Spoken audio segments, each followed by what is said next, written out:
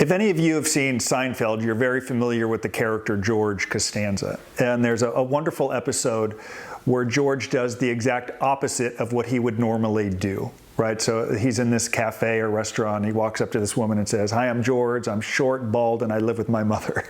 And she says, "Oh, nice to meet you." Throughout the whole episode, it works. Well, while a TV show and made up and written by Larry David, I also love Curb Your Enthusiasm he created, it's actually true with respect to being a convicted felon. What I mean is sometimes doing the exact opposite of what we're inclined to do and learning to think differently.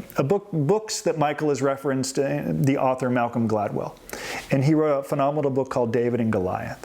And in that book, he wrote about the power of underdogs. And underdogs succeed throughout centuries when they think differently. Well, if you're a convicted felon, I'm a convicted felon. What began to change my life while we're serving time alongside Michael Santos was thinking differently. Well, what does that mean? Well, a number of people don't want to talk about their crime. A number of people don't want to speak openly about what they did for fear of how they're going to be judged. The problem with that is we have to consider everything that's already been put out in the universe. Department of Justice press releases, or even if you don't have that dreaded release, background checks, people in the community know. It's hard in this age of Google to hide the fact that you're a convicted felon who served time in prison. The normal response would be to pretend it didn't happen. Don't talk about it, sweep it under the rug. The George Costanza approach, the thinking differently approach that Malcolm Gladwell wrote about so persuasively is own it, talk about it, share lessons learned. So there's a very practical way that can actually happen, because I think any advice only works if it's practical. In other words, like, what do I do next? This sounds great, Justin. What do I do next? What's the next step? That's a conversation I had with Michael while I was in prison. Sounds great, Michael. Very inspiring. I have the right attitude, Michael. I aspire to be better. I want to take action, and I want to hold myself accountable. I'm aware of my surroundings, Michael. I'm avoiding problems in prison. What do I do next? I want to prove worthy of the love and support my family is giving me. I do not want to encumber my family the rest of my life. And if I had a pen and paper here, I would pull it out, but I don't. He pulled out a pen and a piece of paper he got from the library, and he said, start writing to people in your network. Start writing to your family. Demonstrate what you're learning through confinement. Demonstrate how you're going to prove worthy of their love and support. Demonstrate how this is going to be a net positive in your life.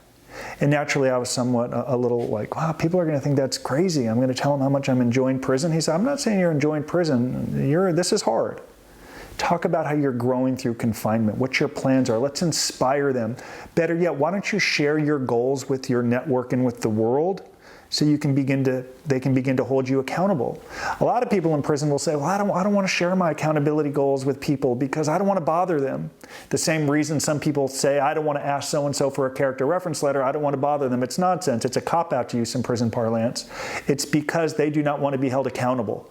Or in the character reference letter analogy, they don't want to reach out to someone to say, I need your help. I made bad decisions. I may be going to prison. Please help me. Will you write a letter attesting to my character? When I began to write openly about my goals in prison and sharing them with my network, began to think differently, in other words, owning my conduct, not blaming UBS, not blaming my business partner, not blaming Judge Wilson, not blaming David Willingham, the U.S. attorney, who actually began to support our team when I was released from prison by referring people he was advising to us because I accepted responsibility and we stopped blaming people. It was all because I began to think differently.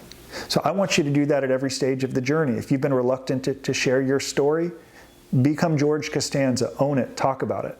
If you're reading books that do not relate to the life you'd like to read after you get out of prison, flip it around. Read the body of work that Michael Santos has created.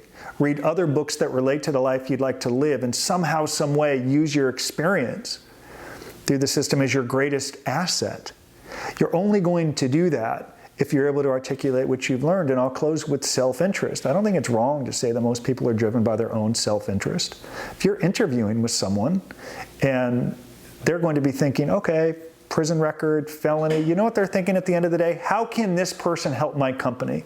How can this person be of value to what it is we're trying to do here? And if you could articulate your values, clearly define them with metrics and how you're pursuing them, living faithfully to them, share lessons that you have learned through struggle, You know what some employers are going to say to you? You've really learned from this. If anything, you're better because of what happened, because you know the consequences of bad choices. But if you don't do that, if you don't read the right materials, if you don't grow the right network and have people go to bat for you, if you're not prepared to articulate what you learned through confinement, what are they going to judge you by? Your releases, your felony record, this gap in your resume. The hardest job is the first job out of prison because you got to defend what you did while you're there. Studies show that first job is hard. Things I want you thinking about. George Costanza, think differently. Malcolm Gladwell, think like that underdog. And if you do, somehow, some way, this experience will turn out to be an asset. And I'm grateful that you're letting me share these insights and thoughts from my business partner, Michael Santos' home. Look forward to returning soon. Please like and subscribe only if you find value in this content.